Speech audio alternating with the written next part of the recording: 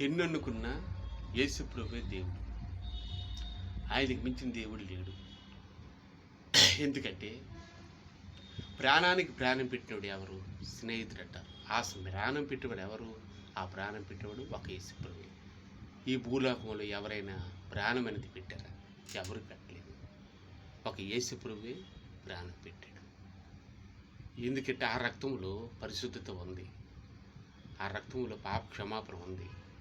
పాపం లేని రక్తం. అందుకే ఆయన సజీవం అయిన తర్వాత ఈ భూమి మీద సమాధి నుంచి లేచి సజీవంగా లేచిన తర్వాత కూడా ఆరోగ్యమైనప్పుడు మరి ఆత్మీయ శరీరంతో ఉన్నప్పుడు తర్వాత అంతకన్నా ముందు శిష్యులతో ఒక మాట చెప్పాడు. ఇది సిలువేయ కన్నా ముందు ఇది నా శరీరమును నా రక్తమును ఇది నా అని చెప్పి అంటే రొట్టె, ఈ రొట్టె నా శరీరం, ఈ ద్రాక్షరసం నా ఒక రక్తం, వీటిని భుజించాలి అన్నాడు. అంటే ఈ పరిశుద్ధమైనవి, ఈ పరలోకంలో ఉని పరిశుద్ధమైనవే.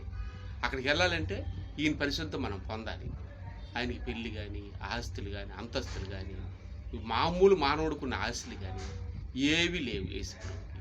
అందుకే ఆయన దేవుడు. ఆయన రక్తంలో అలాంట పాపం లేనివాడు రక్తంలో మనం కడగబడినప్పుడే ఆయన ఉండే రాజ్యంలోకి వెళ్ళగలం. అంతే తప్ప ఆ రాజ్యంలో పాపం ఏముండదు. అంత పరిశుద్ధతే, అంత స్తుతింపులే.